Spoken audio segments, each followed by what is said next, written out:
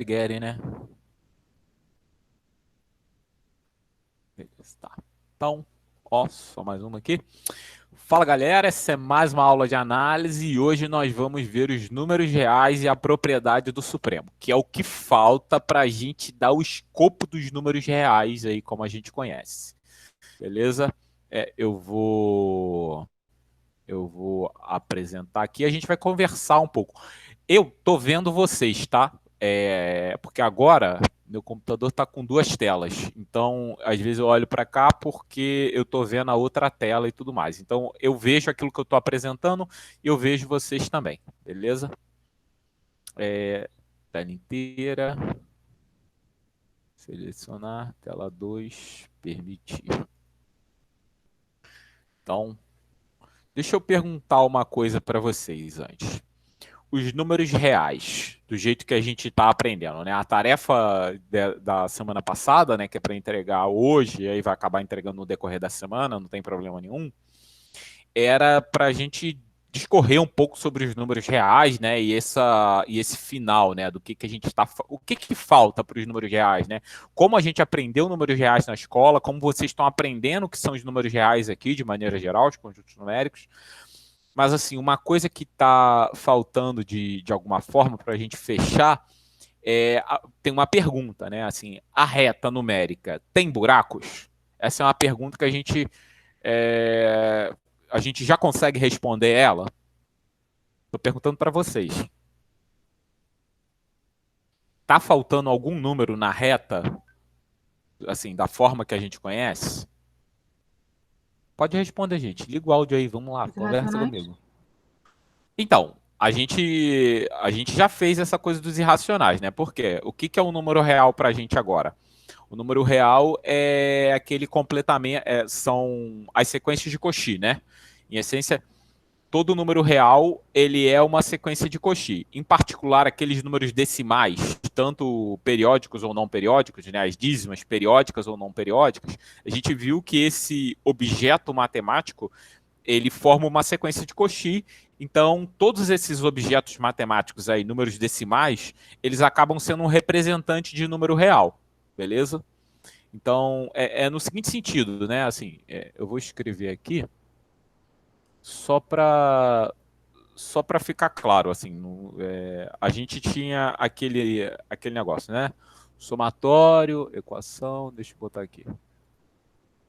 A gente tinha aquele negócio assim, né? Somatório, aqui, né? Somatório de. Aí, depois eu vou apagar isso, mas é só para a gente ter uma noção, né? Sobre 10 elevado a n. Opa, o caps lock tá ligado. Ai, ai, desliguei, tá. Tinha esse negócio aqui de 10 elevado a n, isso aqui é n também. Opa, tá ligado ainda esse negócio? Tá. N, aí a gente bota assim, n variando de 1 até barra infinity. A gente tem que isso aqui é um número racional, certo? Esse A aqui é o A0. Aí a gente tem, né, que o A0 é qualquer número inteiro, né? O A0, deixa isso aqui, começa do zero. Aqui começa do zero. Aí eu tenho aqui que o A0, né? Que o A0. Opa. O A0 ele é um número inteiro. A0 barra em barra doble Z. Opa. Rapaz, eu tô que tô, hein, cara. Que negócio enjoado isso aqui. Ctrl X. Ctrl V. O A0 é um número inteiro e o AN ele é um número de 0 a 9, certo? E o restante, né? E o AN ele é um número que ele está indo entre 0 barra C2, 9. Beleza? Ele é um número desses aqui. Então a gente tem que um número para a gente, em essência, ele é isso daqui, né? Lembra que isso aqui é uma sequência de Cauchy. Isso é um x. isso é um x real, né? Assim, a gente tem que as somas parciais dessa série aqui formam uma sequência de Cauchy. Então esse é um representante de número real que a gente tem, beleza? Então, mais uma pergunta que a gente ainda não respondeu é se falta alguém nos números reais. Faz sentido a pergunta que eu tô fazendo? Giovana, dá aí sua opinião. Bota os teus 2 centavos aí, Giovana. Giovana? Tá, Giovana foi almoçar. Felipe, vocês estão aí? Luiz? Então, bota teus 2 centavos aí, Luiz. O que que... A pergunta é, a reta que a gente construiu desse jeito aí, né, que eu apresentei, ela tá completa ou ainda tem buraco? Ou ainda tá faltando algum número aí? Sem ser complexo, hein? Tá faltando algum número na reta, né? A gente está falando de números reais, né? Ou seja, eu quero relacionar a reta, né? A reta numérica com essa reta geométrica. Será que tem alguém na reta geométrica que está faltando? De fato, você falou aí dos complexos, né? Ou para falar tá complexo, calma aí. Ia falar os complexos. Ah, não, esse não vale. A gente está falando só disso, né? Objeto geométrico reta e esse objeto aí que a gente tem. Mais uma vez, eu sei que muitas vezes isso pode não parecer relevante, mas essa discussão é relevante sim, tá? Será que falta alguém? A pergunta é essa, né? Será que falta alguém aí? E a gente, para conseguir responder isso, a gente vai. Mais uma vez, de vez em quando vocês abrem um áudio aí para eu escutar alguma coisa diferente. Da próxima vez eu pergunto para a Flávia. A Flávia conversa mais comigo. Porque a gente precisa entender esse processo, né? Falta alguém? Se não falta, por que não falta, né? Bom, e aí é exatamente isso que a gente vai ver aqui, né? O objetivo bom, a última fronteira é a propriedade do Supremo, é o conceito que garante que a reta dos números reais não tem buracos. Então, nesse capítulo, a gente vai procurar, eu vou fazer uma passagem, né? A gente vai passar como a gente fez dentro do processo até agora, por esse entendimento da propriedade do Supremo e porque a reta não tem buracos. Para fazer isso, a gente vai utilizar as ideias do Vastras, tá? Vou usando Vastras, mas em essência são as ideias do Vastras, aonde ele parte de um processo de pontos de acumulação para conseguir responder essa pergunta de maneira mais satisfatória. Tudo bem? Então, vamos lá, vamos ver as ideias aí. Bom, o objetivo aqui é ver a propriedade do Supremo, beleza? Só que para a gente ver a propriedade do Supremo, a gente vai entender as coisas com as ideias do Vastras. Então, a primeira ideia, o primeiro entendimento aqui, a gente está falando de números reais, eu vou falar do que é um intervalo, a gente já sabe o que é um intervalo fechado, intervalo aberto, semi-reta fechada e semi-reta aberta, beleza? Semi-reta fechada, semi-reta aberta. Aqui eu tenho um intervalo que ele não é nem aberto nem fechado, né? Ficam essas ideias aí, que a gente veria com mais detalhes no próximo capítulo, tá bom? Então, a gente já tem esses números. Isso é interessante porque a gente já tem esses números aqui. Tá? A gente já tem o raiz de 2, a gente já tem o 2, a gente já tem a phi de Euler. Lembra que no capítulo anterior eu apresentei para vocês o que era o número... Phi de Euler não, né? O número de ouro. Eu apresentei para vocês o que era o número de ouro. Se eu não me engano, é 1 mais raiz de 5 sobre 2, tá? O número de ouro é a ideia da razão áurea, beleza? Isso aí está explicado aí na aula anterior. Então, vou entrar no mérito do que é esse negócio aqui. Temos algumas definições, né? Um conjunto ele é limitado superiormente se você não consegue, né? Se você tem um limitante, uma barreira superior na história, ou seja, se você tem um número grande, né? Ou um número de tal forma que ninguém passe desse número, né? Exatamente o que eu estou dizendo aqui. Né? Você tem aqui uma barreira M que ninguém passa dessa barreira M aqui, beleza? Ou seja, qualquer elemento do conjunto, com certeza, ele está para trás, tá? Então essa é a primeira ideia, tá? O conjunto ele vai ser limitado superiormente aqui. Uma cota superior. Bom, ele é limitado superiormente por M, correto? Então a gente tem aqui, né? A gente tem, opa, desenhar. A gente tem aqui. Aí ele é limitado superiormente por M, mas digamos que o seu conjunto seja esse aqui. Esse aqui é o conjunto A. Beleza? Esse aqui é o conjunto A. Ele é limitado superiormente por M.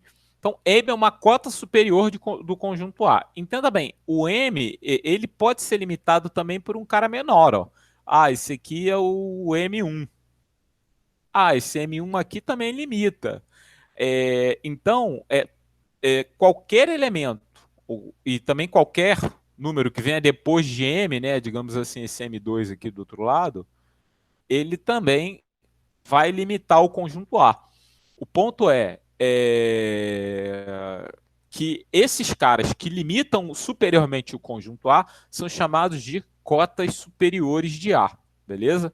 A mesma coisa vale para o inferior. A gente tem os limitantes inferiores e qualquer elemento, por exemplo, menor do que um limitante inferior, né? Então a gente tem aqui a mesma ideia se esse é um conjunto A, se esse é um conjunto A, e isso aqui é um limitante inferior a n. Se você pegar qualquer cara menor, né, qualquer cara menor, que um n2 da vida, né, esse cara também limita inferiormente o conjunto A, entendeu? E se o conjunto A tiver limitante superior e inferior, então a gente diz que ele é limitado, né? O que eu tenho de interessante aqui? Se o A é limitado, então existe um intervalo fechado e limitado que contém o conjunto A, beleza? Que contém um conjunto A. E esse intervalo é dado por esse cara aqui. Bom, a gente vai chegar, né, vai evoluir esse conceito aí de limitante superior e limitante inferior, tá? Mas aí daqui a pouco a gente fala um pouco mais sobre isso. Beleza? Daqui a pouco a gente fala um pouco mais sobre isso.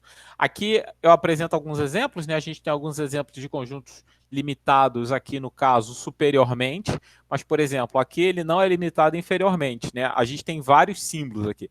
Observa o seguinte, isso daqui é um subconjunto, isso aqui é um subconjunto de Z, correto? Isso aqui está contido em Z. Então, por isso que ele tem essa característica. Esse conjunto aqui, né, a semirreta inferior, que é menos 10 elevado a 100 até menos infinito, isso está contido em R. Tá? Em R. Mesma coisa, esse elemento A aqui embaixo, ele está contido em Z. Aqui, ó, em particular, por exemplo, essa sequência aqui, 1 meio, 1 sobre N, por aí vai, essa sequência, ela está contida em Q, tá? Ela está contida em Q. Mas, de qualquer forma, ó, A é limitado tanto superiormente quanto inferiormente. Já os números naturais, né, a propriedade arquimediana garante que ele não é limitado superiormente, mas é limitado inferiormente, beleza? Só para registrar mais uma coisa aqui, a propriedade do Supremo, a gente está atrás da propriedade do Supremo, né? E aí, por que essa propriedade do Supremo ela é tão importante? Ela garante que a reta não vai ter buracos. E isso a gente vai ver por quê, né? Pelo menos eu vou fazer um comentário sobre isso. E 2, ela garante também, ela é tão importante quanto o princípio da boa ordem. O que é o princípio da boa ordem? Lembra que o princípio da boa ordem ele é uma característica dos números naturais. A propriedade do Supremo, ela é uma característica dos números reais, beleza? Os números reais são caracterizados pela propriedade do Supremo. O que isso quer dizer? Que qualquer conjunto bem ordenado e que tenha a propriedade do Supremo é indistinguível dos números reais. O que significa indistinguível dos números reais, ou indistinguível dos números reais? Agora aí o português está me falhando. Mas ele não tem diferença dos números reais. Então, o que que isso significa, tá? Assim, só para a gente ter uma ideia de como a matemática é poderosa. Digamos que uma outra civilização numa galáxia muito, muito distante descubra números, ou trabalhe, né, com números que são bem parecidos com os nossos números reais, no seguinte sentido, que ele tem a propriedade do Supremo e que esse conjunto é totalmente ordenado. Totalmente ordenado é que, dados os dois elementos no conjunto, você sabe você sabe que ou A é maior ou igual a B, ou B é maior ou igual que A, beleza? Você tem essa propriedade.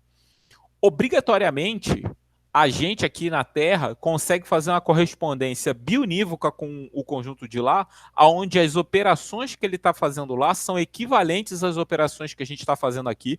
Ou seja, a gente consegue transpor todos os códigos matemáticos que eles fizeram, a gente consegue interpretar igual. Vocês entendem o poder que é isso? Ou seja, tudo que foi feito numericamente, que eles fizeram numericamente, utilizando esse conjunto de números dele, que tem a propriedade dos números, né, perdão, que tem a propriedade do supremo e que é totalmente ordenado, a gente vai conseguir interpretar isso aqui também, exatamente igual. Isso é um teorema, mas eu comento sobre isso daqui a pouco também, tá? Então, beleza. Tá, vamos correr atrás aí. Posso perguntar uma Pode, coisa? pode. Você falou sobre a reta não ter buraco. Sim, Pô, isso me confundiu pelo seguinte. Na aula passada, eu estava olhando no material, né? Você prova, né? Na reta e tudo mais. E aí, quando a gente vai para os números reais, a gente não consegue fazer aquilo da diagonal, sim, porque sempre vai ter outro número que não vai estar representado. sim. Então, eu não sei explicar o que eu estou pensando. Eu achei que por isso teriam buracos, sabe? Porque a gente não ia conseguir passar por todos os números que estariam na reta. É verdade o que você está falando. A gente não consegue. O que você está pensando não é passar.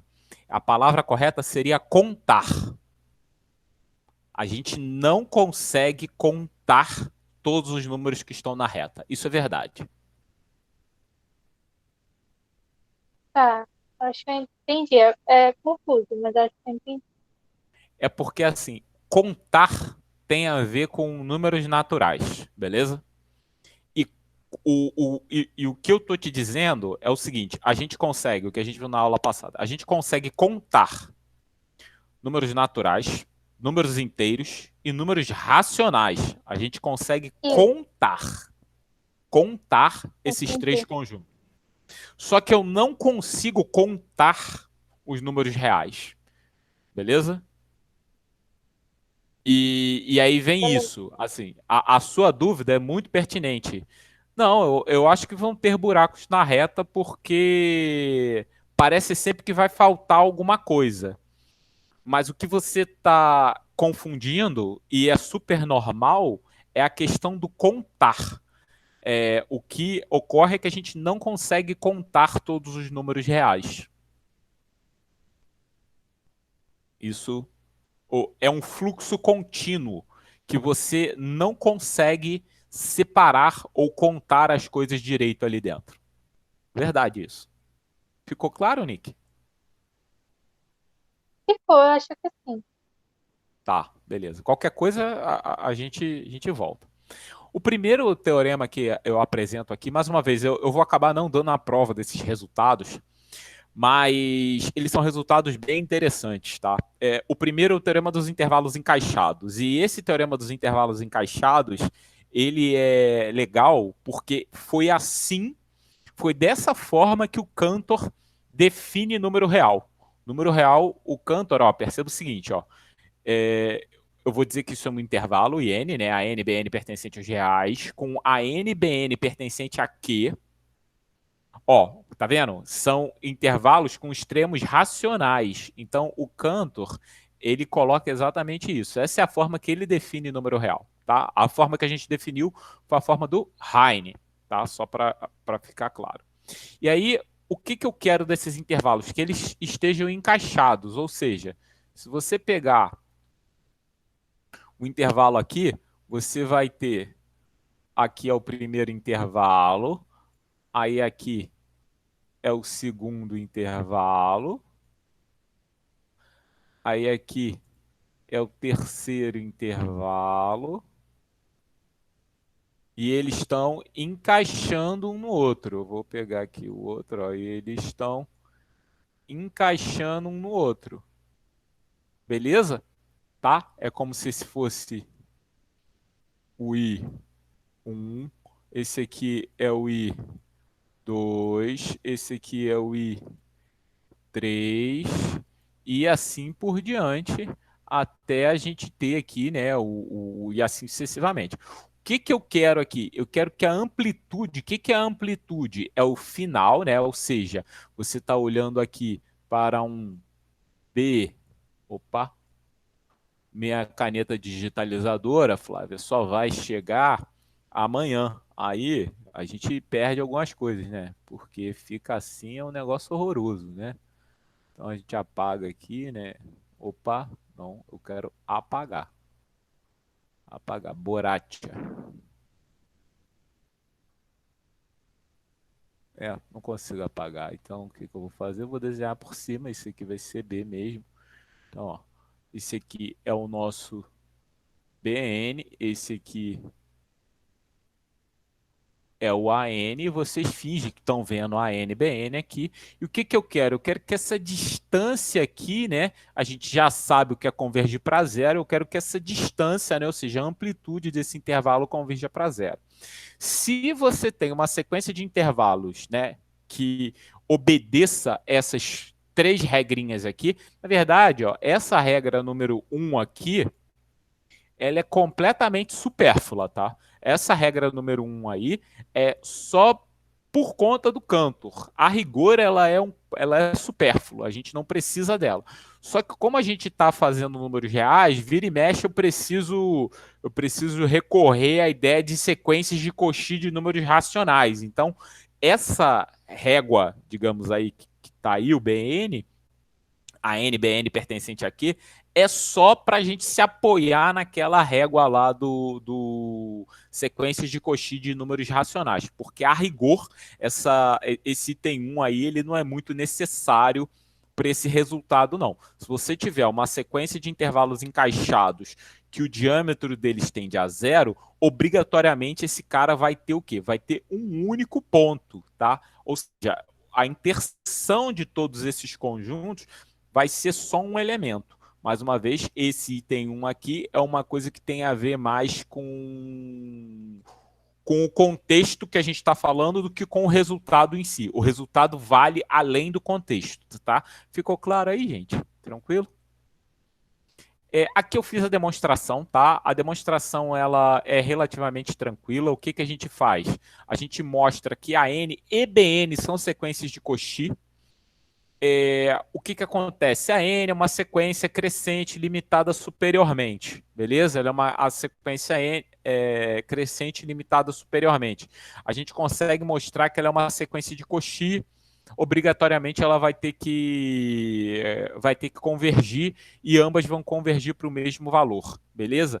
A ideia é um pouco essa, tá? É isso que a gente está fazendo aqui quando a gente está fazendo essa construção. A gente mostra que a N é de Cauchy, né, que é o que a gente está vendo aqui. Ó, a N é uma sequência de números racionais e é um número real, ela vai ser de Cauchy, e a sequência BN vai ser equivalente a ela. Então você vai ter uma sequência que está chegando próximo do número por um lado e a outra que está chegando próximo do número pelo outro. Ambas são sequências de Cauchy equivalentes, ou seja, elas vão representar o mesmo número que eu vou chamar de x. E esse x está na interseção de todo mundo, beleza? Essa é a ideia para provar isso daqui. Existem outras provas, o livro do Elon apresenta uma prova para esse resultado, só que essa prova que está escrita aqui neste resultado, ela obedece o quê? Ela obedece à nossa construção. Por isso que se você for olhar a prova que está no livro do Elon, ela é um pouco diferente da nossa. Ele já usa a propriedade do Supremo, ele já faz um monte de coisa aí que a gente não pode fazer. Tá? Então é só para lembrar, por isso que a nossa prova ela é um pouco maior. Tá? Você vê que assim, ela acaba.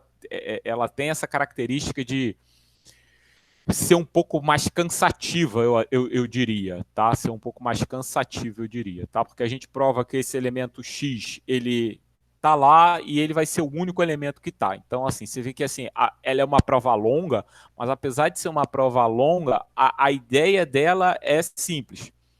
Pega N, mostra que é de Cauchy, pega Bn, mostra que é equivalente. Se as duas são de Cauchy, significa que elas são um número real. Esse número real é x, e aí a gente vai mostrar que esse número real x vai estar na interseção de todo mundo, ok? Depois mostra que não pode ter mais ninguém lá. Se tiver outro cara lá, né, exatamente aqui, essa condição aqui, ó, que a gente está mostrando aqui nesse momento, é que se tiver outro elemento lá, obrigatório esse elemento vai ter que ser igual ao x. É exatamente isso que a gente fez.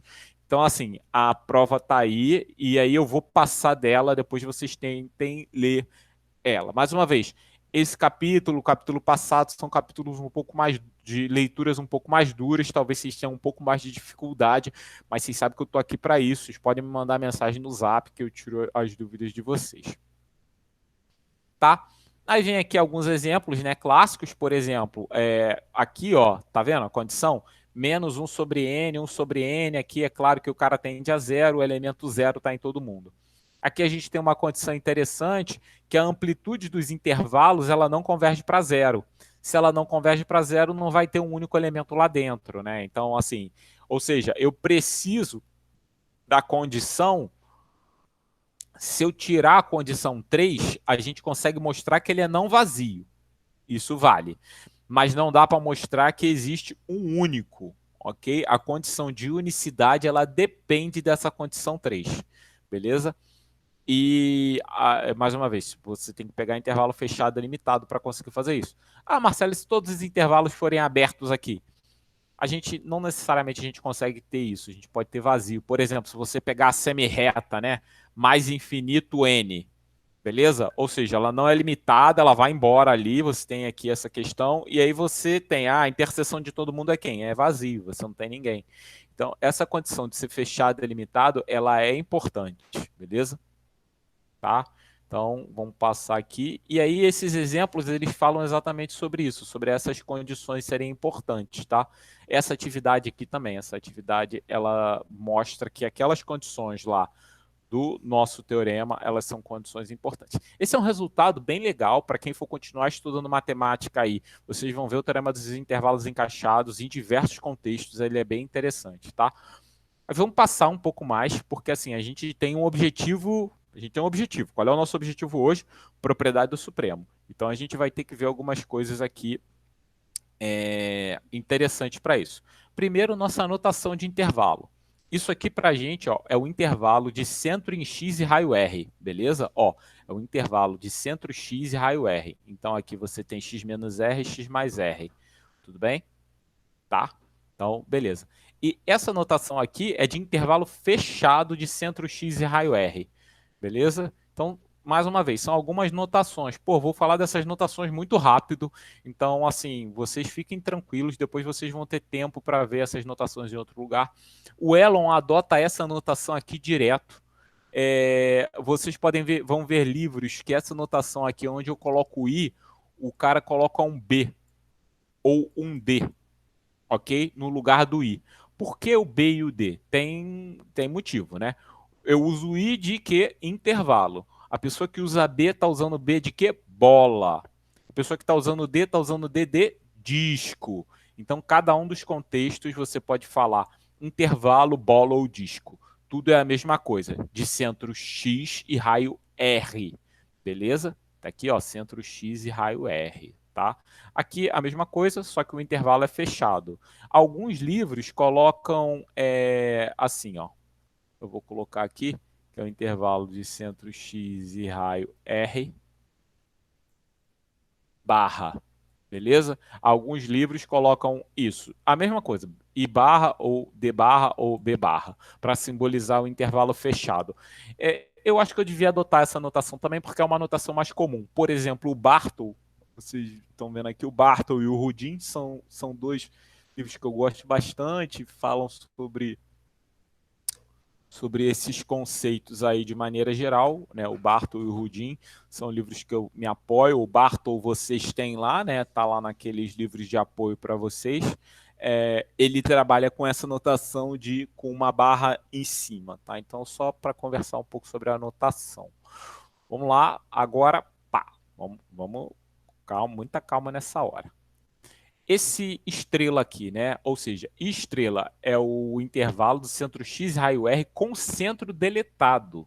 Tá vendo? Eu não vou me preocupar com o X. Eu vou me preocupar com o intervalo aberto, beleza? Só que o centro dele está deletado, tá? Tudo bem? Tá todo mundo entendendo aí? Ó, centro deletado. Então, se tem esse asterisco aqui, né? Isso significa que o centro está deletado, beleza?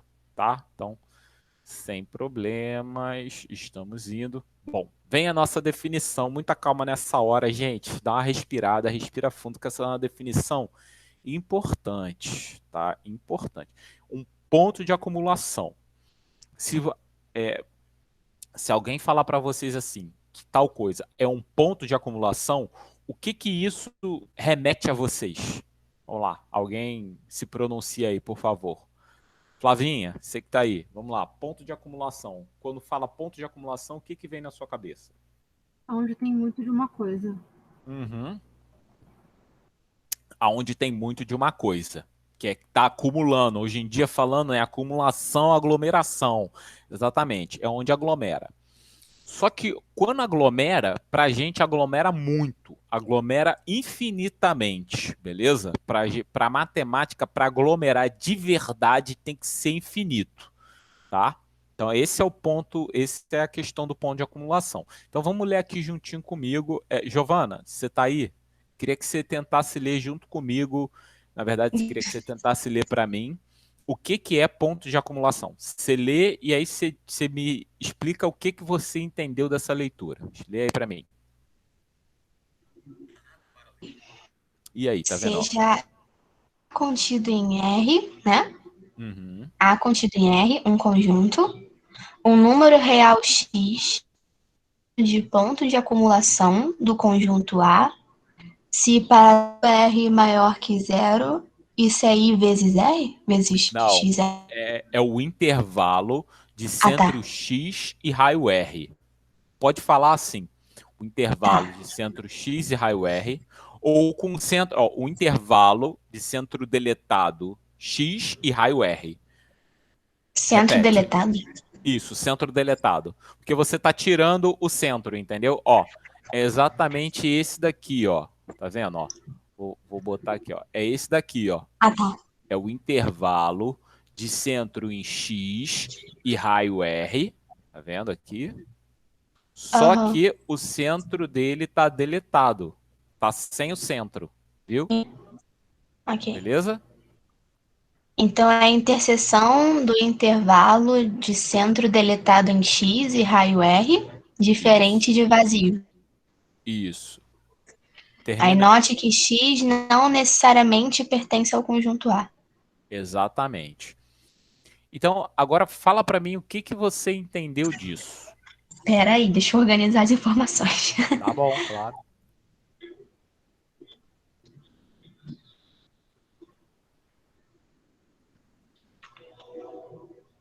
Espera, o A, conjunto que pertence aos... Uhum. Aí o R é maior que zero. E aí tem um intervalo que o centro é o X. Digamos que fosse assim, ó. Isso aqui é X. Quem é S? Então, vamos lá. Seja um conjunto. Ah, então. Boa, boa, porque já tem um negócio errado aqui. Isso aqui eu devia chamar de A. Pronto. Ah, tá. Agora ficou claro, né? Então, digamos que é exatamente isso. Ó. Isso aqui é A, na verdade, né? Ou seja, a interseção de qualquer intervalo de centro deletado X e raio R com A é diferente de vazio.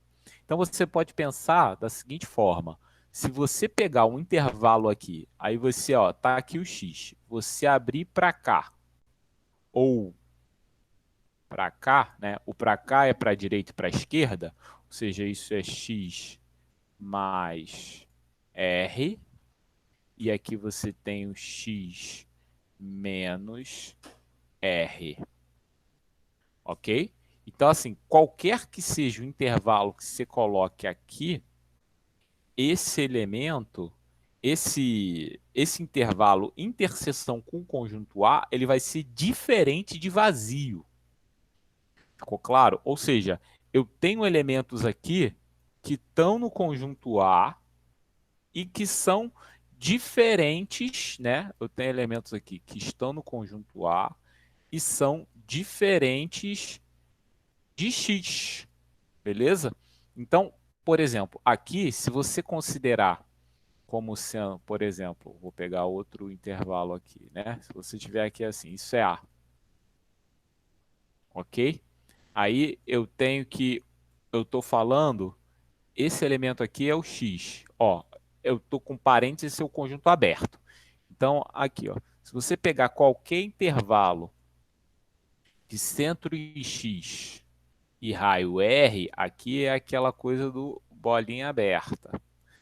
O que que acontece? Você sempre, em qualquer intervalo que você escolha, você vai ter um elemento de A diferente de X. Mais uma vez, X não necessariamente pertence a A. Aqui, por exemplo, eu tenho que, né, aqui, por exemplo, se eu pego aqui, se eu estou falando de intervalo, se eu pego o meio, né, como eu peguei aqui no caso, o X pertence a A. Se aqui eu estou falando de intervalo e peguei uma borda, por exemplo, o X não pertence a A. Ficou claro o que é ponto de acumulação, gente? Tá vendo? Esse cara aqui acumulam pontos de A próximo dele. Ele não está em A, tá vendo? O X não está em A, mas eu sei que acumulam pontos de A próximos de X. Ficou claro? Acho que entendi. Beleza. Então, aí eu venho aqui com alguns exemplos. Por exemplo, qual é o conjunto dos pontos de acumulação, se você pensar, de 1 sobre n? Se você pegar qualquer 1 sobre n, se você, né, você tem aqui. Se você pegar qualquer 1 sobre n, aqui a gente tem uma coisa interessante, que o zero ele está aqui e ele é aberto, certo? Por quê? Para nenhum n, 1 sobre n dá zero, certo? Só que a gente sabe que, independente, se eu andar um pouquinho para trás, né? Se eu andar um pouquinho para trás, né? Andar o famoso epsilon para trás, a propriedade arquimediana ela joga para algum n, 1 sobre n antes do epsilon, correto? Então, isso garante, por exemplo, se você escolher dois pontos quaisquer, né, na reta, né, nesse conjunto, ou seja, você tem 1 sobre n aqui, e a gente escolheu dois pontos quaisquer, por exemplo, 1 sobre n e o 1 sobre m. O que que ocorre, né? O que que ocorre? Você tem aqui um 1 sobre n menos 1 e o 1 sobre n mais 1, né? Você tem aqui assim, 1 sobre n menos 1 e o 1 sobre m mais 1, eles são os números que vêm logo antes, né, e logo depois desse número aqui. Na verdade, 1 sobre n mais 1 está aqui, menos 1 está aqui, e o 1 sobre n mais 1 a gente sabe que está aqui, né? Está em algum lugar aqui assim. Ou seja, você consegue um intervalo, vou até fazer de preto aqui, e aí deixa eu aumentar aqui, só para que isso fique claro. Você consegue um intervalo, aumentei, vamos ver aí quanto é que eu vou aumentar isso. Aumentei um montão, ó, tá vendo? Aumentei um montão. Por quê? Eu consigo um intervalo aqui, ó, tipo esse aqui, aonde o 1 sobre n está sozinho ali dentro, tá vendo? O 1 sobre n dessa forma, ele fica sozinho no intervalo de centro e 1 sobre n, né? Se você pegar o intervalo de centro deletado 1 sobre n e raio pequeno, né? Eu vou botar aqui um raio R pequeno, né? Interseção A, nesse caso aqui, né? Isso aqui é vazio. Ah, Marcelo, quem é esse R aqui para fazer isso? Se eu não me engano, esse R vai ser 1 sobre N mais 1 menos 1 sobre N dividido por 2. Se você pegar esse valor de R, isso vai dar certo. Como vocês estão vendo no vídeo, depois vocês fazem essa conta, tá? Mas é só para registrar. Ou seja, o único ponto de acumulação do conjunto A não está em A. Entenderam isso? Tá claro o que eu acabei de dizer? O único ponto de acumulação do conjunto A, ele não está em A, que é o zero. Qualquer elemento do conjunto A não é ponto de acumulação. Ficou claro essa maluquice aí? Ainda tá um pouco embolado. Assim, Ainda, tá começando a fazer mais sentido, mas ainda tá. ainda tá Eu não embolado, né? sei, eu gosto muito de fazer associação. É como se fosse tipo um buraco negro que fica puxando tudo pra ele? O ponto de acumulação, ele não É.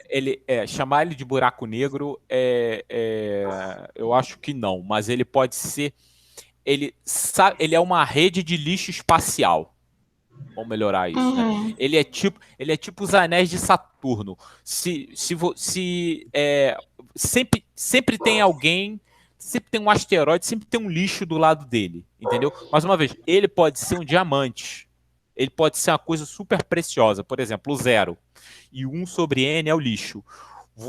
Ele é super precioso, mas em volta dele tem uma rede de lixo que, independente de quão perto você esteja dele, você sempre vai conseguir esse lixo, entendeu? Ele não suga ninguém. O que você tem que ter é que do lado dele tem alguém desse outro conjunto. Beleza? Entendi. Tá. Felipe, entendeu também? Tamo junto aí? Mas por que o R era aquilo que você disse? Porque. 1 sobre. Ah, é uma conta. Tá aqui, ó. Tá aqui a conta. Vai na minha. Tá aqui a conta. Eu fiz a conta. Tá bom. Não é muito difícil fazer essa conta, não. É porque o que acontece? Você tem que entender. Não, mais uma vez, não é muito difícil fazer essa conta. Quem é maior? Na verdade, o 1 sobre N, ele está mais próximo de quem? Ele tá mais próximo do 1 sobre N mais 1 ou do 1 sobre N menos 1? Ele deveria estar no meio, não? Não. Ele não é a média aritmética dos dois. Se você somar os dois e dividir por 2, não vai dar 1 sobre N, não. Por exemplo, um terço. Ó, você tem assim, ó, 1/2, 1/3 e 1/4. 1/2 mais um meio mais 1/4 dá 1/3? Será que dá? Se der, sorte. Vamos lá. 1 sobre 1000. Vamos pegar aqui assim, ó. Você tem 1 sobre 1000. Vamos pegar 1 sobre 100. Ele está mais próximo de quem? Do 1 sobre 101. Ai, ai. Deixa eu fazer uma coisa aqui, calma aí. 1 sobre 99, né? Ele está mais próximo de quem? Do 1 sobre 99 ou do 1 sobre 101?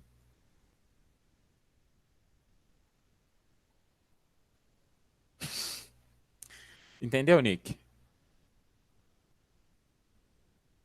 Acho que sim, não sei. A questão é essa, entendeu? Então, assim, você tem que ver de quem ele está mais próximo. Se é desse daqui ou é desse daqui. Se for desse daqui, como eu estou dizendo, né? Eu disse para você que ele estava mais próximo do 1 sobre 101, tá? Que ele está mais próximo do 1 sobre N mais 1.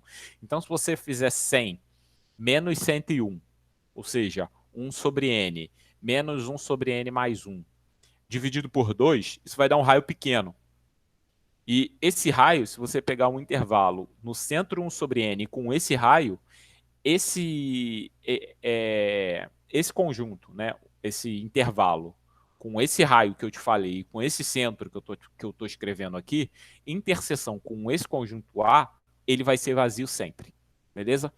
Fica como dever de casa aí, se mostrar isso. Mais uma vez, é uma desigualdade, tá? É uma desigualdade. Se não conseguir fazer, me manda mensagem no Zap que eu te ajudo, beleza? Que aí quinta-feira que vem a gente se encontra. Essa quinta-feira mesmo, a gente se encontra e eu tiro essa dúvida. Eu faço essa conta para você, sem problema nenhum, tá bom?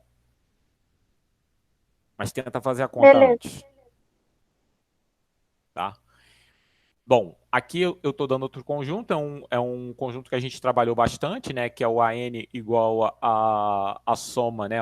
Em essência, são as somas parciais do somatório de 1 sobre 2 elevado a n, né? Que a gente já viu que isso dá 2. E aí, bom, enfim, eu mostro que o único ponto de acumulação desse conjunto também é o 2. Os outros pontos não são pontos de acumulação, né? Nenhum outro ponto é ponto de acumulação dele. Esse cara é um cara interessante, que ele tem 2 pontos de acumulação no conjunto dele. O primeiro ponto de acumulação é o -1 e o outro ponto de acumulação é o +1. Também é uma conta aqui. E aí a gente vem os caras não tão interessantes assim, né? Que é, por exemplo, o intervalo aberto. O conjunto dos pontos de acumulação de um intervalo aberto é o intervalo fechado. O conjunto dos pontos de acumulação dos números naturais é o vazio. E aí, mais uma vez, eu faço essas contas aqui, né? Não é muito difícil ver isso, mas eu faço essas contas aqui. Tem alguns... Fala, pode falar, Luiz.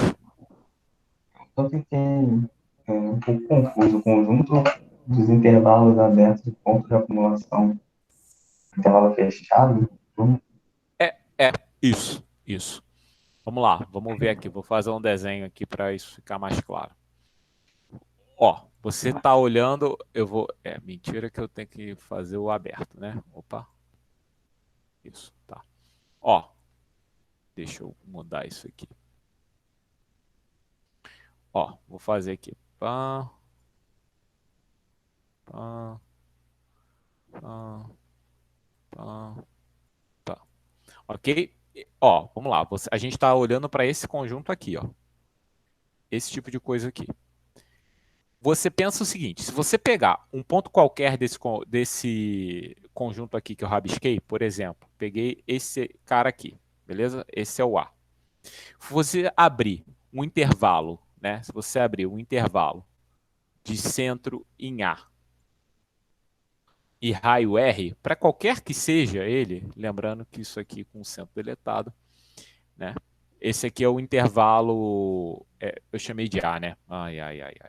Então, vou chamar isso aqui de XY. XY. E você fizer isso em interseção com XY. Se você pegar, ó, tá vendo? É o intervalo de centro em A, que é esse daqui, né? Se liga mais no desenho, hein? Eu tô aqui. Centro A e raio R. Então, peguei um cara, abri aqui o intervalo. Esse A é um ponto genérico no intervalo XY. Você concorda que se você fizer a interseção desse intervalo de centro deletado A e raio R, interseção com o intervalo aberto XY, esse cara sempre vai ser não vazio? Mais uma vez, eu vou aumentar aqui, né? Vou dar um zoom aqui. Mais uma vez, ó, eu aumentei aqui, você consegue ver outros elementos, que estão no conjunto que... Não, ele está no intervalo XY, concorda? Que esse cara aqui, ele está no intervalo XY e ele está nesse intervalo aqui. Ah, Marcelo, então vamos pegar um raio menor. Ah, vamos pegar um raio menor. Pegar um raio menor. Aqui, ó, onde ele não está. Mas mesmo assim, você consegue ver um elemento aqui que está preto, concorda? Que é um elemento que está em X, né, que está, perdão, no intervalo de centro deletado A e raio R e no intervalo XY. Tudo bem, Luiz? Você consegue um cara aqui dentro. Então, todo elemento do intervalo aberto, ele é um ponto de acumulação. Concorda? Até aí tudo bem? Concordo. Então, o nosso único problema seriam o quê? Seriam as bordas. Então, nosso único problema seriam eventualmente as bordas. Deixa eu aumentar isso aqui. Nosso eventual problema seriam as bordas. Então, a gente vem para as bordas e faz a mesma coisa. Pega um intervalo de centro em x. Agora, a gente vai pegar um intervalo de centro em x e raio R, qualquer um. Beleza? Então, aqui, ó, peguei um raio, aqui, ó, centro em x, raio R. Beleza? Vou ter que pegar do outro lado também. Tudo bem, aqui desse lado não tem ninguém. Mas desse lado aqui, você concorda que tem alguém? Né? Mas Desse não lado aqui, teria que ter na vizinhança, fala. tá? De um lado e do outro. Não, tem que ter alguém. Não precisa ter dos dois lados. Pode ter de um lado só, não tem problema nenhum. Basta que tenha alguém. Então, ele sempre vai ter alguém do lado direito aqui, né? É do lado direito aqui, né? Ou do lado esquerdo para quem está vendo, mas para mim aqui é do lado direito. Sempre vai ter alguém do lado direito, não importa o que você faça.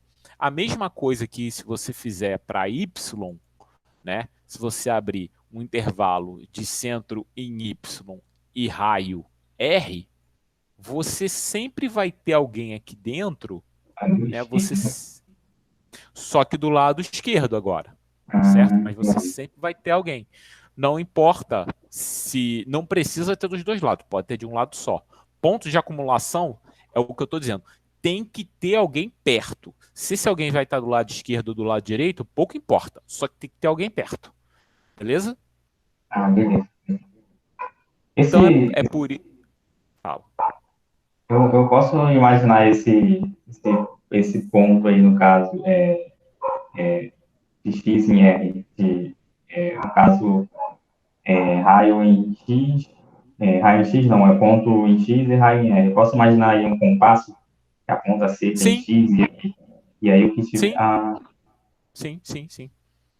Mais uma vez, a definição, vamos lembrar lá, a definição, ela fala que precisa o quê? Precisa existir. Ó, é um ponto de acumulação para todo R, né? Essa interseção aqui for não vazio. Significa que tem que existir alguém ali dentro. O ponto é que vai existir um montão, mas tem que existir, para todo R tem que existir pelo menos um. Se para cada R existe um, significa que para cada R, na verdade, existe um montão, né? Porque se para cada R existe um, então você tem um para esse R, tu pega um R menor, vai ter outro lá, tu pega o R menor, vai ter outro lá. Então, na verdade, se para cada R existe um, significa que para cada R, na verdade, existe um montão, né? Porque você pode pegar esses R's indo para zero, que você vai conseguir sempre gente ali. Ficou claro? Tá ficando. Tá? É meio difícil ainda de... Mas tá, acho que tá indo. Assim. Tá, beleza. Mais uma vez, isso aqui é para a gente chegar na propriedade do Supremo, para vocês verem, né? Que o negócio é... Aqui tem uma coisa interessante, ó, o conjunto dos pontos de acumulação de Q. Quem seria o conjunto dos pontos de acumulação de Q? Aqui eu já meio que dou a resposta, né? Porque aqui, ó, é o conjunto R. Mas a justificativa, ela tá bem aí embaixo, né? Porque o que a gente tem? A gente tem o quê? A densidade dos números racionais e irracionais. A gente tem a densidade dos números racionais e irracionais, né? De qualquer forma. Então, você pega um racional ali, você consegue o quê? Você consegue um real, pode ser racional ou irracional, que vai estar naquele intervalo, independente do que aconteça. Então, na verdade, você pega um número real qualquer, você sempre consegue colocar uma fraçãozinha ali dentro. Ó, tem uma fração. Pega outro número real qualquer, tem outra fraçãozinha ali dentro. Então, isso é pela densidade dos números racionais sobre os números reais. Essa densidade a gente viu acho que há 2 aulas atrás. Eu comentei sobre essa densidade e pedi para vocês lerem. Ela está imediatamente antes daquele capítulo que a gente fala das propriedades do infinito, entendeu? Então, assim, é aqui que a gente usa isso. Ou seja, o conjunto dos pontos de acumulação dos racionais, das frações, eles são os reais, tá? Então a gente já vai tendo algumas coisas aí interessantes. Determine o conjunto dos pontos de acumulação dos conjuntos abaixo. Enfim, depois vocês podem fazer isso aqui. Não é muito difícil fazer isso, mas é interessante. Fala. Essa parte aí de cima tem alguma coisa a ver que o número real pode ser bem aproximado do número racional? Tem, claro que tem. Aí Claro que seria, tem. aí por isso que seria esses pontos de acumulação? Então, Viria isso da que você raiz? acabou. Exatamente. Isso que você acabou de falar, isso é a densidade dos números racionais, entendeu? Isso que você acabou de falar, é, essa propriedade, ela se chama isso aqui, ó, densidade dos números racionais sobre os números reais. Tá? Então, assim, matematicamente é isso que Ah, chama. seria a mesma coisa falar a frase e falar bem Exatamente. assim. Tá? Tá? Esse item, essa atividade aqui, eu peço para vocês apontarem quais são os pontos de acumulação desse conjunto aqui, desses três conjuntos. Depois, mais uma vez, eu vou andar um pouquinho para a gente ver a propriedade do Supremo e pelo menos uma ideia da prova dela, mas eu acho que vale super a pena vocês tentarem rabiscar isso daqui. Eu tô devendo a prova de vocês, eu vou botar ela online essa semana. Ainda não sei bem quando vai ser, não, mas eu vou tentar até quarta-feira botar essa prova e aí eu dou uma semana para vocês fazerem. Mas esse tipo de coisa aqui, essas ideias, é o que eu vou acabar pedindo na prova, tá? Só para vocês já ficarem cientes aí, falar assim, pegar desprevenido. Essa ideia de ponto de acumulação ela é bem importante, tá? Então, depois na quinta-feira talvez seja em cima, mas eu vou tirar dúvida na quinta-feira que vem. Ah, Marcelo, vai poder tirar dúvida sobre a prova na quinta-feira que vem? Pode, não tem problema nenhum, então, tá? Então, mas é importante que vocês pensem nisso, beleza? Aqui tem uma série de propriedades, aqui, ó, por exemplo, esse item ele é exatamente o quê? Os irracionais, né? Para mim, para o Marcelo aqui, essa é a forma certa de escrever irracional. Como é que eu escrevo irracional? R menos Q. Desde essa palhaçada de I, qualquer coisa, não. É R menos Q. R menos Q é irracional. A gente fez as coisas para ser assim, beleza? A gente fez as coisas para ser assim. Tá? Então, aqui eu faço a solução dessas propriedades que eu coloquei aqui para vocês. Dá para vocês terem pelo menos uma ideia. Mais uma vez, essa parte do texto ela é um pouco mais robusta e tudo mais, entendeu? Então, tem que ter um pouco mais de cuidado na hora de ler. Então, proposição, tá? Então, proposição, muita calma nessa hora. Vamos começar. Ó. É exatamente aquilo que eu tinha comentado com vocês anteriormente, que se A é um conjunto e X é um ponto de acumulação de A, então, na verdade, existem infinitos elementos de A que estão em X. Como a gente faz isso? Bom, se para cada R basta, né? Se para cada R maior do que zero, você tem um cara diferente do... Se para cada R maior do que zero, você tem um elemento ali dentro, em essência, então basta eu escolher para cada n que esse R seja 1 sobre n. Beleza? Porque o que acontece? Para esse elemento, para o R igual a 1, você vai ter um cara ali dentro. Aí você tem pela propriedade arquimediana que joga 1 sobre n na frente desse cara. Ah, então para esse R, ele é ponto de acumulação, para esse R você vai ter um elemento que vai ser diferente do anterior, entendeu? Então, o que eu estou jogando aqui? Vamos lá. X é ponto de acumulação, né? Então, a gente tem aqui X. X é ponto de acumulação de A, beleza? Digamos que eu pego um R aqui 1. Pego o R aqui 1. O que acontece? Você vai ter um elemento aqui de A, um A1 aqui. Ah, mas aí pela propriedade arquimediana, você consegue jogar... Eu devia estar fazendo isso do outro lado, né, gente? Desculpa aí. Vamos pro forma, né? Vamos mudar isso aqui de lado. Vou deletar. Deleta também. Agora a gente escreve de novo. Ó. Vou botar aqui assim. Então esse é X. Aí vou pegar aqui o R1. Você tem aqui o A1. O A1. Então, ó. Você tem aqui o 1. Aí você consegue um A1 ali. Agora, pela propriedade arquimediana, você consegue um 1 sobre N1 aqui, ó. Você consegue um 1 sobre N1 que está na frente dele. Ah, mas ele é ponto de acumulação, então eu vou conseguir um A2. Aí, propriedade arquimediana de novo, eu vou conseguir um 1 sobre N2. Ah, vou conseguir um A3. E aí eu consigo um 1 sobre N3. E aí a brincadeira é essa. E aí você continua fazendo isso, tá? O tempo todo. Que aí você vai conseguir uma sequência dessas de AN, né? Você vai conseguir, na verdade, uma sequência de ANs que vai ficar tão próxima de XN quanto a gente queira. Em essência, você vai conseguir o quê? Uma sequência de ANs que fica próximo de A, que converge, né, para A, né, digamos. Fala, Giovana.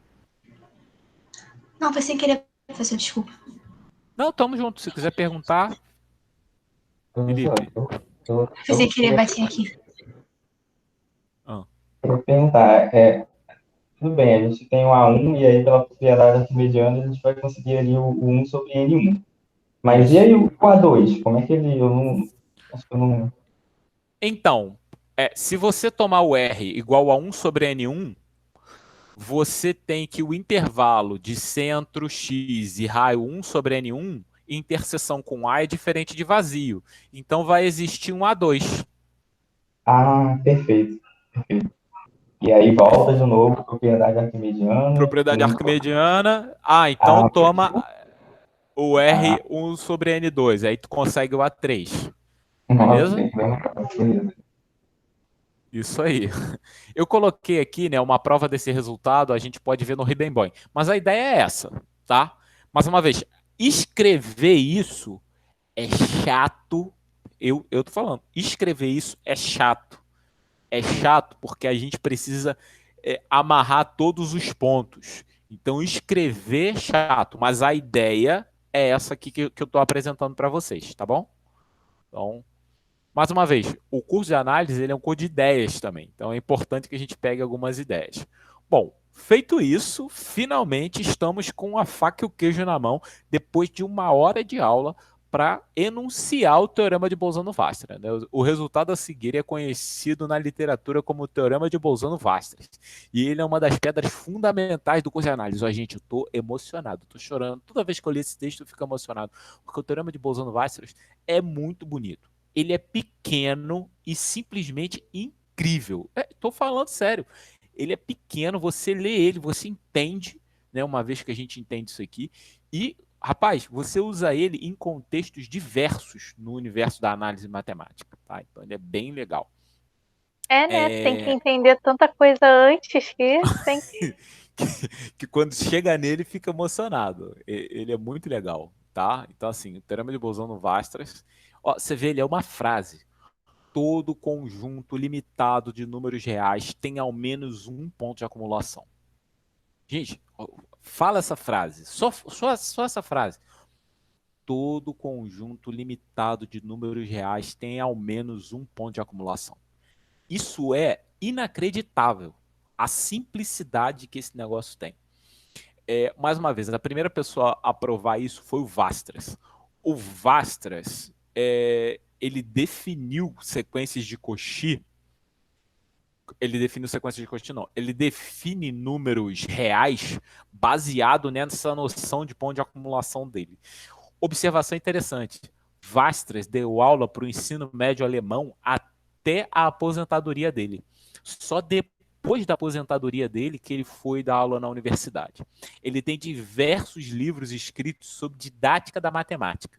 Impressionante. Ele era assim, ele se preocupava muito com o ensino de matemática na Alemanha. Para você ter uma ideia como é por que a gente fala que o ensino em determinado lugar é impressionante, é porque algumas mentes, mais uma vez, o próprio Dedekind, ele era professor do ensino fundamental. Ele foi pensar na concepção, ensino médio, na verdade, perdão. Ele foi pensar na concepção de número real, porque ele foi oferecido-lhe um convite para ele dar aula de cálculo na universidade. O que era o cálculo, né, daquela época na universidade? E aí, para entender essa questão do número, o que é e o que de fato era limite, que são as ideias do próprio Leibniz, quando ele coloca lá, ele não entendia direito o que ela era limite, porque a gente não tinha essa concepção de número real. E aí ele vai e se debruça sobre esse pensamento. E eles eram professores do ensino básico, ou seja, do ensino médio, na verdade, na Alemanha, da época dos anos 1800, para vocês verem como é que a Alemanha estava assim, muito à frente do seu tempo, na minha opinião, na verdade, assim, que é um negócio fantástico. Bom, a demonstração desse resultado, gente, ela é o que eu chamo de dividir e conquistar, tá certo? Então, ó, eu vou botar, eu não vou ver, a prova tá escrita aí. A prova, ela é enjoada, tá? Ela é enjoada, mas não tem problema. Assim, e ela tá feita aí. Quando eu digo que ela é enjoada, é porque assim, a forma de escrever dela talvez seja mais complicada do que a ideia que a permeia, beleza? E o que eu vou mostrar para vocês aqui é a ideia que permeia isso, ok? E aí vocês vão ver por que eu gosto tanto de análise. Porque isso, as ideias que permeiam esses objetos, elas são incríveis. Muitas vezes, quando a gente está num curso de análise um pouco mais avançado, isso é muito interessante, que assim, quanto mais avançado a gente está, as pessoas são um pouco mais displicentes na hora de escrever, tudo bem? Então, assim, se você escreve a ideia do que você está fazendo, a gente já aceita que aquela estrutura vai ser verdadeira, porque é uma estrutura que a gente já conhece, que é feita daquela forma, entendeu? Então, mas como vocês estão aprendendo, não conhecem, então a escrita ela precisa ser um pouquinho lapidada nesse momento, para quando chegar lá na frente, você só dá o passo se você de fato tem certeza que tudo já está feito, beleza? Então vamos para a ideia desse cara aqui, ó. A ideia é a seguinte: você tem, você tem um conjunto de pontos de acumulação, beleza? Que é limitado. Ó, todo conjunto infinito, ilimitado de números reais tem um ponto de acumulação. Então, se ele é limitado, então ele está aqui, certo? Ele é limitado. Então, eu tenho aqui N e M, beleza? Então, aqui dentro, você tem um monte de carinhas aí. Você não sabe o que está acontecendo, mas você sabe que tem um monte de carinhas aqui, tem um monte de pintinha que tá por aí. Eventualmente pode ter algum tracinho, mas você tem essas pintinhas todas aí espalhadas na reta, beleza? Finge que essas pintinhas estão todas na reta, tá? Só para, né, o mental. O que acontece? O que eu chamo de dividir e conquistar? A ideia disso aqui é fazer o seguinte. Bom, ela é limitada. Então a gente foi lá e pum, botou o cara ali. Tá limitado, MN. Depois disso, o que a gente faz? A gente coloca uma barreira no meio disso. Então, essa barreira eu vou chamar de M1. M1 é o ponto médio, beleza? M1 vai ser o quê? Vai ser N mais M sobre 2. Então, assim, cortei. Ou o lado direito ou o lado esquerdo, mais uma vez, ou o lado direito ou o lado esquerdo, vocês concordam que vai ter que ter uma quantidade infinita de elementos? Gente, vem comigo, vem comigo. Alguém fala alguma coisa, por favor. Se puder acender o microfone, pode acender que eu vou fazer algumas perguntas para vocês e eu preciso de alguma resposta. Vamos lá, vamos junto comigo. Tem um intervalo. Aqui dentro eu tenho uma quantidade infinita. Ó, todo conjunto infinito ilimitado. Então eu sei que é infinito. Ou seja, ou do lado de cá, ou do lado de cá, eu vou ter uma quantidade infinita de elementos. Todo mundo concorda? Alguém diz sim, por favor. Ou fala assim, Marcelo, não estou entendendo. Beleza, tá. Então, o que a gente vai fazer de A mais é o seguinte. Se ambos tiverem uma quantidade finita de elementos, eu pego a união dos dois, significa que o conjunto teria uma quantidade infinita de elementos. Logo, um dos dois lados tem que ter uma quantidade infinita. O que eu vou fazer é sempre escolher o cara que está mais à direita. eu vou escolher sempre o cara que está mais à direita. Se o cara que está mais à direita não tem uma quantidade infinita de elementos, tudo bem, eu escolho nesse momento a esquerda, mas sempre que possível eu vou escolher o cara mais à direita para pegar o que tem a quantidade infinita de elementos. É por isso que é dividir e conquistar, porque, digamos que esse pedaço aqui tivesse o lado do M, tem uma quantidade infinita de elementos. Então eu vou lá e corto esse pedaço em 2 de novo. Quem é esse elemento aqui do meio? Mais uma vez, ele vai ser o M2, eu vou chamar de M2, e ele vai ser M1 mais M sobre 2. E eu vou chamar, se for o da esquerda, seja lá quem for, o primeiro lado, eu vou chamar de M0, beleza? Esse é um M2. Aí a gente toma a mesma decisão. De um dos dois lados tem que ter uma quantidade infinita de elementos. Se for o da esquerda, se ambos tiverem uma quantidade infinita de elementos, então, vamos lá, se ambos tiverem uma quantidade infinita de elementos, eu escolho sempre o mais à direita, beleza? Então, a gente vai e corta. Digamos nesse caso que o que tem... Fala, Luiz. E um pouco na dúvida. Se esse pedacinho aí não seria não é um pedaço da reta real? Ou não necessariamente, seria só um conjunto? Não, é um conjunto qualquer. Esse teorema é um conjunto qualquer. Se você pegar um conjunto que tem uma quantidade infinita de elementos, ele vai ter que acumular em algum lugar. Beleza? Perfeito. Então, essa representação que você fez aí, então, não necessariamente seria... Não.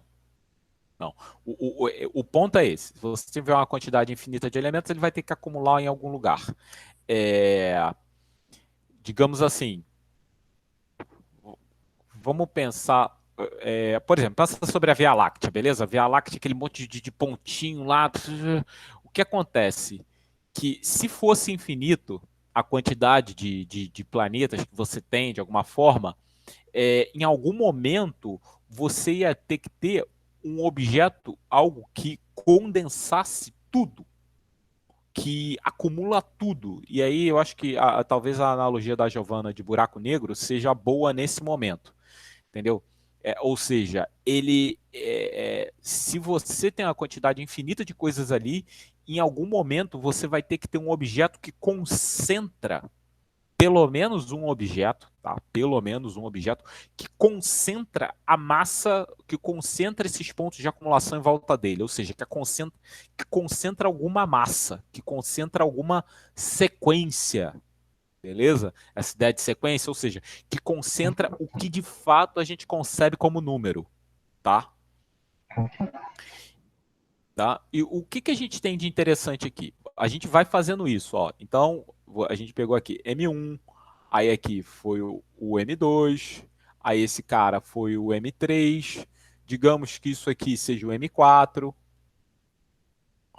O que a gente está vendo sobre essas propriedades, né? O que a gente pode dizer sobre os intervalos MI,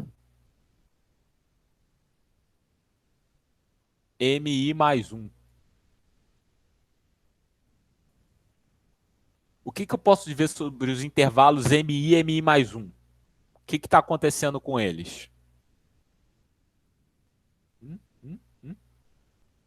Estão se aproximando? Não sei. Estão se aproximando de forma encaixada. Eles não estão só se aproximando, eles estão se aproximando de forma encaixada. Tá um dentro do outro. E a amplitude deles? O que eu posso dizer sobre a amplitude deles? Isso aqui, ó, é o IN. E o que eu posso dizer sobre a amplitude do IN? Ou seja, o tamanho deles. Ó, esse intervalo aqui tem tamanho... Em essência, vai ser o intervalo todo, né? M mais N sobre 2. Aí o outro vai ter... Se a gente for considerar, a gente vai conseguir colocar ele sempre em função do do intervalo anterior, ele seria, sei lá, M1 mais M0 sobre 4. Aí depois você consideraria um M1 mais M0 sobre 8. Aí, porque ele tem sempre a metade do anterior, entendeu? Porque eu estou dividindo sempre no meio. Então o primeiro intervalo, ele é o M1, M0. Aí depois, qual o tamanho dele? M1, M0. Aí o seguinte, M1, M0 sobre 2. Porque eu peguei a metade. Aí depois, M1, M0 sobre 4. Depois, M1, M0 sobre 8. E eu continuo fazendo isso para ficar M1, M0 sobre 2 elevado a M. Tá? Então aqui eu vou ter um M1 mais M0 sobre o 2 elevado a N. E o interessante é que isso vai para zero. Beleza? Todo mundo enxergou? Ou seja, Sim. eu construí um objeto que está sobre as condições do teorema dos intervalos encaixados. Concordam? Sim. Né? Eu construí esses intervalos encaixados aonde dentro de cada um deles eu vou ter uma quantidade infinita de elementos. Significa que na interseção final eu vou ter um elemento X, aonde esse elemento X, eu não sei se esse elemento X pertence ao conjunto, mas eu sei que esse elemento X ele é o quê? Ele é um ponto de acumulação do conjunto. Então a gente acabou de construir via o teorema dos intervalos encaixados, né? Pelo menos essa é a ideia, esse objeto que prova exatamente, né, que todo conjunto infinito de números reais tem ao menos um ponto de acumulação. Então, assim, muita calma nessa hora. A demonstração tá toda feita aqui, ó. Tá bonitinha aqui, tá? Com muita calma. Eu fiz, assim, com muito zelo essa demonstração. Ó, I2 vai ser I1 sobre 2. Aí depois I3 vai ser I1 sobre 4.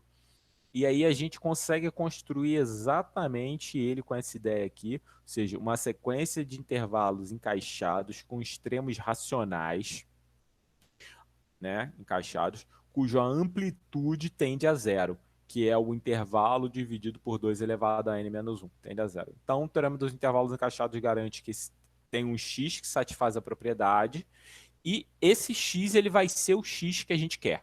E aí a gente mostra que esse x é um ponto de acumulação. Ou seja, independente do intervalo, se você pegar um i de centro zero, o intervalo em x, esse cara o intervalo de centro deletado em x e raio r, qualquer que seja ele, eu sempre vou conseguir um elemento do conjunto, então ele vai ser de fato um ponto de acumulação. O teorema é bonito, a demonstração também é bonitinha, porque essa coisa de dividir e conquistar, e você conseguir encaixar isso, né, a ideia dos intervalos encaixados, é bem legal, ela está feita aqui sem problema nenhum. Bom, a gente tem aí 20 minutos, então muita calma, porque agora a gente precisa desse teorema para provar a propriedade do Supremo. Agora, o que é a propriedade do Supremo, né? A gente viu anteriormente ali que se um conjunto for limitado superiormente, ele admite qualquer limitante superior dele, ele vai ser chamado de cota superior, beleza? Então, a gente tem, dado um conjunto qualquer, se ele é limitado superiormente por um M,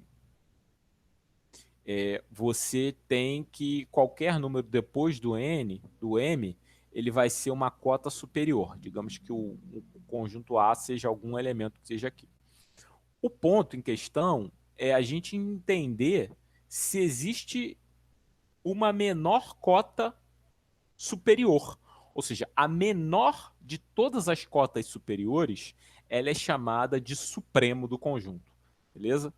E aí é exatamente isso que eu defino aqui, tá? O supremo do conjunto, ele é a menor de todas as cotas superiores, beleza?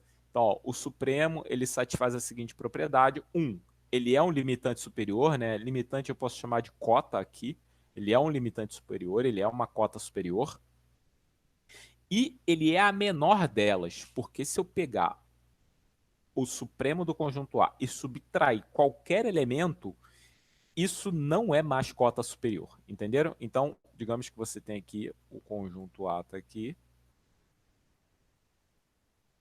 Vou botar aqui vermelhinho. Você tem aqui, tá? A. O ponto é, se eu andar, vamos aumentar. Se eu andar um pouquinho para trás, isso aqui eu estou chamando de supremo de A. Se eu andar um pouquinho para trás, vou aumentar. Se eu andar um pouquinho para trás, ou seja, se eu fizer isso, né? Ou seja, que é o SA menos um pouquinho, que é um R, esse cara não é mais cota superior, entenderam? É exatamente o que eu estou dizendo aqui. Tá? É exatamente o que eu estou dizendo aqui, ó. Se você andar um pouquinho para trás, ele não é mais cota superior. Ou seja, se você andar um pouquinho para trás, existe um cara em A de tal forma que esse cara vai estar entre o Supremo e esse peteleco que eu dei para a esquerda, né? Digamos assim, falando do Supremo, seria que eu dei para a esquerda. Então, isso é o Supremo de um conjunto. Opa! Isso é o Supremo de um conjunto. O ínfimo é a mesma ideia, só que você está olhando para o lado esquerdo, né? O ínfimo é a mesma ideia, mas você está olhando para o lado esquerdo. Então, o ínfimo você está aqui. Aí você tem aqui que isso aqui é o ínfimo de A, né? Se você der um peteleco para direita agora, ou seja, o IA mais R, esse negócio não vai ser mais cota inferior, beleza? Isso é ínfimo. Então, assim, lê um pouco, lê com calma. Eu vou falar sobre a propriedade. O que tinha de difícil para ver, a gente já fez aqui, tá? O que tinha de difícil para fazer, mais uma vez, a gente já fez o teorema de Bolzano-Weierstrass. Uma vez que a gente tem o teorema de Bolzano-Weierstrass, a propriedade do Supremo ela é natural, ela vai sair, tá? A propriedade do Supremo vai sair. Mais uma vez, o ponto é aqui. A gente já tem isso. A gente já tem isso.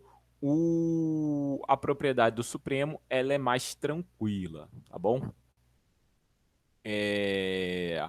Isso daqui que eu escrevi aqui em cima, esse UA aqui, por exemplo, ele é só... Como é que eu vou dizer? Ele é o ponto de acumulação mais à esquerda que o conjunto tem, tá bom? Esse UA aqui, e aí ele vai ser importante no teorema, mas ele é o ponto de acumulação mais à esquerda. É exatamente esse ponto de acumulação que a gente construiu no teorema de Bolzano-Weierstrass, tá? Ele vai ter uma vida curta, essa notação, beleza? Essa vida curta é até a gente provar a propriedade do Supremo. Provou a propriedade do Supremo, acabou meio que a vida dele, tá? Mas assim, é por isso que eu passei rápido aqui nas páginas, né? Quando vocês forem ver no material, talvez ele se alongue um pouco mais, você se alongue um pouco mais na sua leitura, tá? Mas é só para ficar claro. Bom, aí aqui a gente tem algumas propriedades para vocês se ambientarem um pouco com isso. Mais uma vez, eu acabo estando correndo e talvez vocês não conseguindo fazer essas atividades, tenham que fazer em casa, sozinhos. Mais uma vez, eu estou aqui para ajudar e isso vai estar na lista, né, que vai cair na avaliação. Mas tentem fazer olhando o que está aqui, porque essa é uma das almas do curso de análise, entendeu? Então, esse é o ponto, tá? Aí vem aqui essa proposição que ela é interessante, que é exatamente, se o Supremo existe, ele é único, se o ínfimo existe, ele é único, e o ínfimo de um conjunto ele é sempre menor do que o Supremo do mesmo conjunto, né? O ínfimo de A é sempre menor. Quando eles existem, o ínfimo de A é sempre menor do que o Supremo de A, tá? Isso aí também é bem tranquilo, eu não vou entrar no mérito disso, eu digo que isso pode ser encontrado tanto no livro do Elon quanto no livro do Spivak. O Spivak que eu coloquei lá nas referências para vocês darem uma lida. Vamos lá, propriedade do Supremo. Para fechar a aula de hoje, a gente vai ver essa propriedade do Supremo. A propriedade do Supremo ela diz o seguinte, e depois a gente vai fazer essa reflexão, por que isso garante que eu não tenho buracos, beleza? Isso é interessante também, né? Porque que é esse negócio aí? Ó, lê o teorema para mim, Nick. Lê a proposição aí, Nick, por favor. Oi, Lê leia. a proposição aí. Só o Todo enunciado. conjunto não vazio de números reais limitado superiormente possui um supremo. Exatamente. O que é isso? É aquela menor cota superior, beleza? É exatamente esse desenho aqui, ó. Mais uma vez, você pode, ele é limitado, ó, você tem um conjunto A que está aqui antes dessa parte roxa aqui. Você tem esse objeto aqui, né, que está limitando, você sabe que o M limita ele. O ponto é, eu tenho um supremo, eu tenho existe uma menor cota superior. Se a gente estivesse falando só dos racionais, eu não tinha isso, né? Observa que a gente viu lá com o raiz de 2, né? O raiz de 2 ele mostra exatamente isso, aquele conjunto x ao quadrado menor do que 2 e x menor do que 0.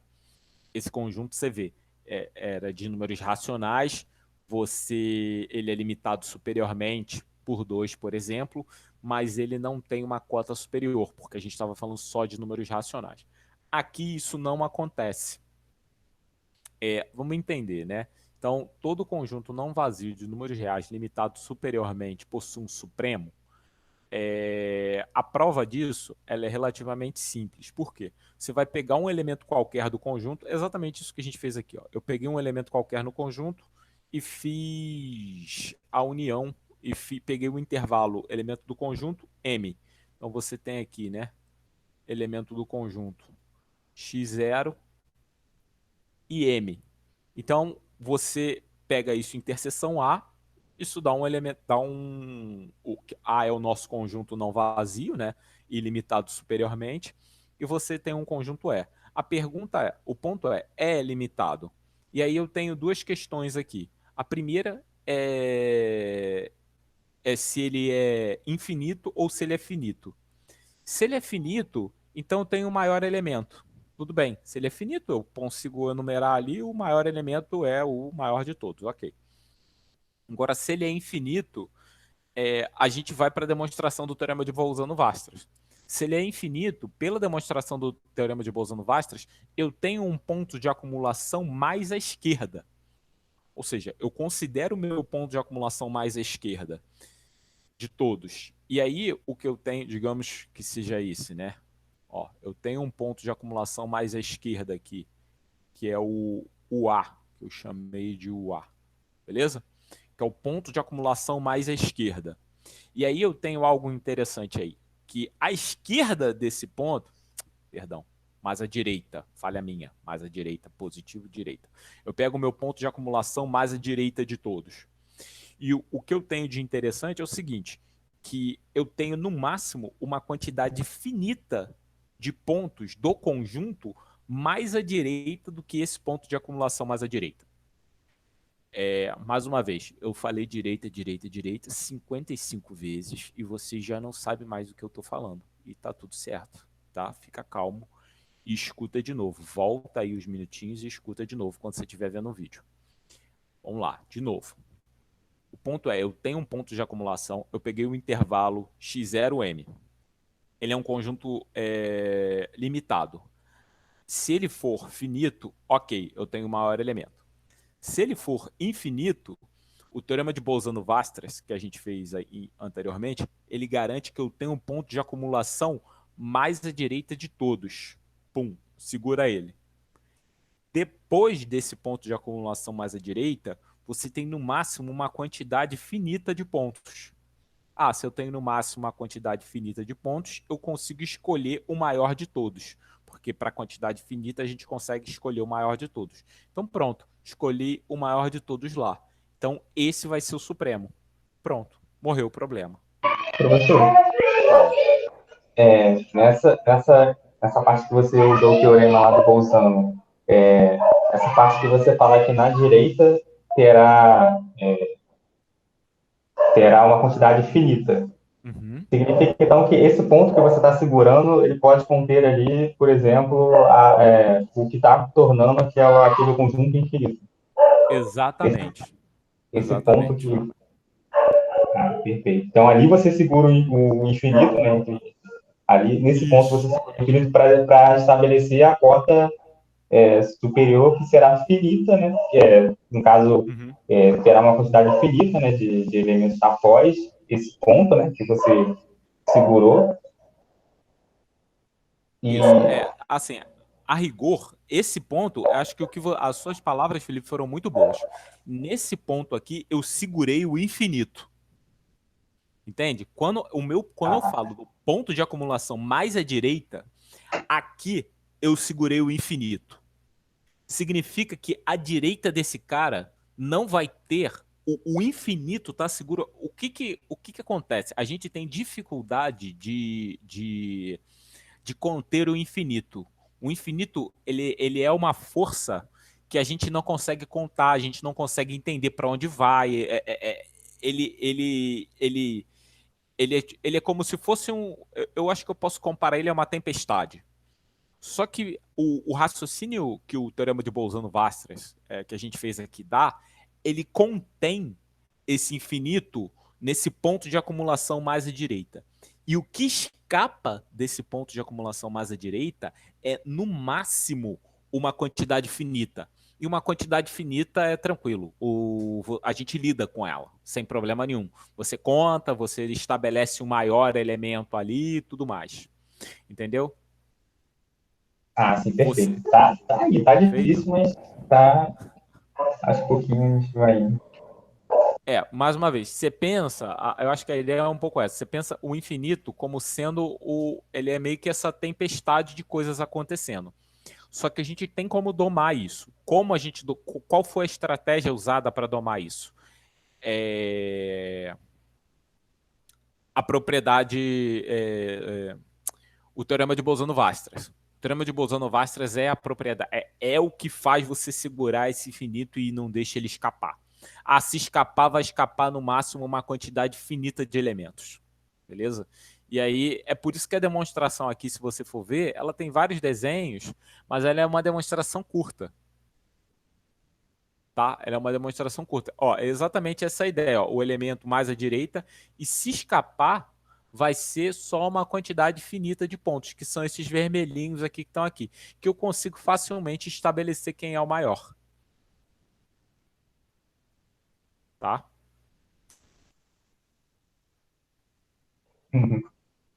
Maneiro, né?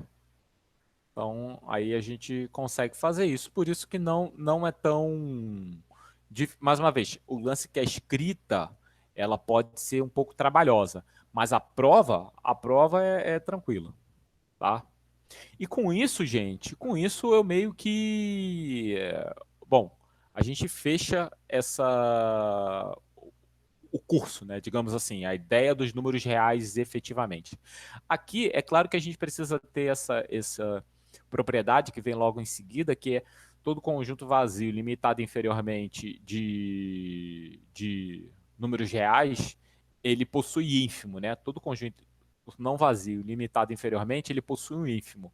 E a forma de fazer, eu faço a demonstração aqui também, ela é uma continha, não é tão enjoado de fazer, tá? É bem tranquilo.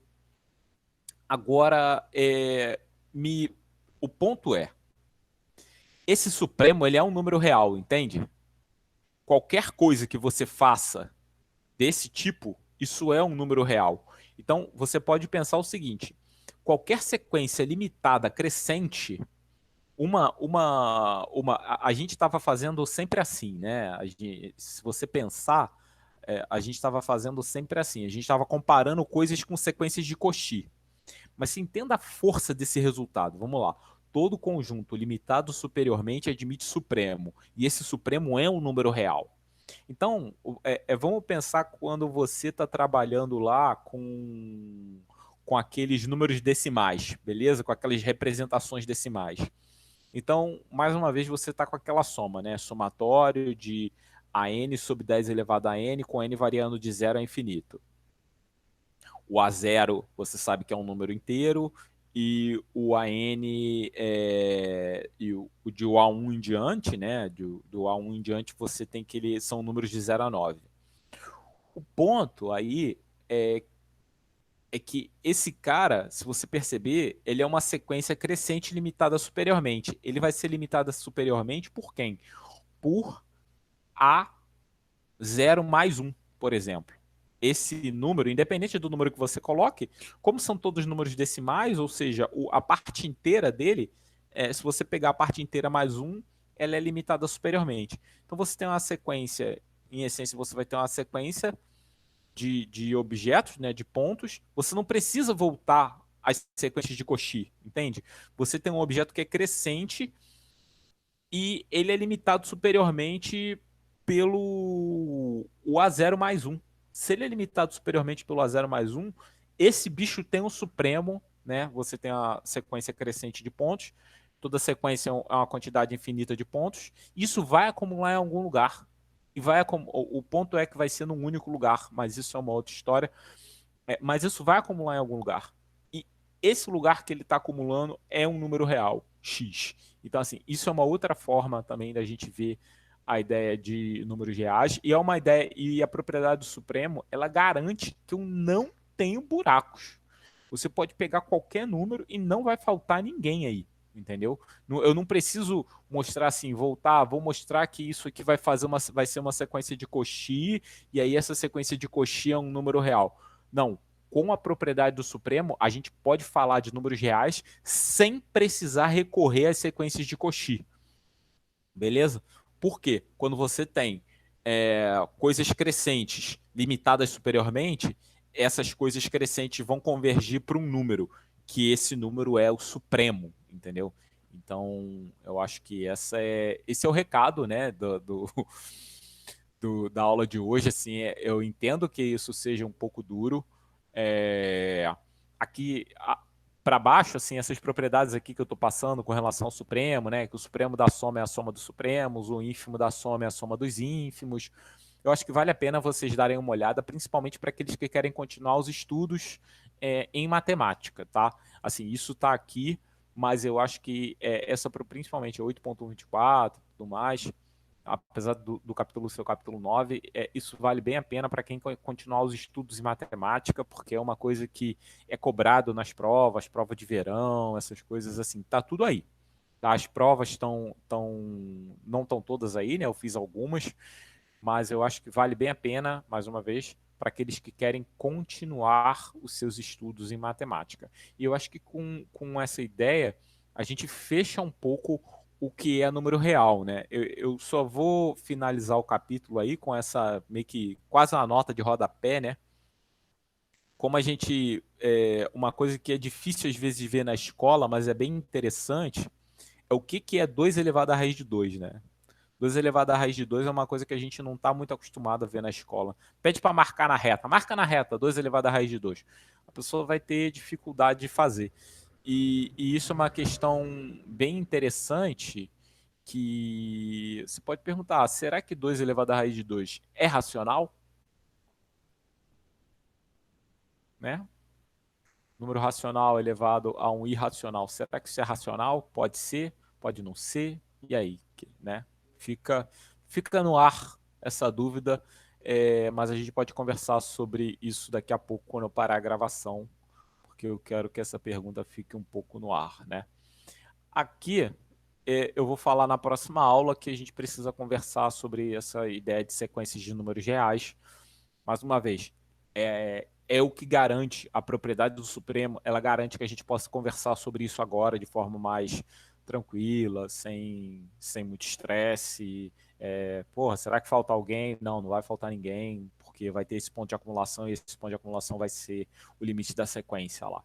Então, a próxima aula vai ser para a gente falar de sequências de números reais, tá? E aí ela meio que é a nossa última aula do curso. Eu ainda boto o capítulo 10 lá. Esse aqui é o capítulo 9, eu vou botar o capítulo 10 para vocês estudarem, mas o capítulo 10, a gente não vai se aprofundar muito nele, na verdade eu nem sei se a gente vai ver ele, porque, bom, a gente teve menos 2 aulas esse período, então as coisas ficam meio conturbadas. De repente, no período que vem, eu consiga ver, mas pode deixar que eu vou falar com o professor de vocês do próximo período, tá? Então, vou parar de apresentar. Parar Parar a apresentação. E, bom, por hoje é só. Eu vou parar a gravação aqui, mas se vocês quiserem me perguntar alguma coisa, tamo junto. Tamo na área. Alguém tá com alguma dúvida? Para aqui.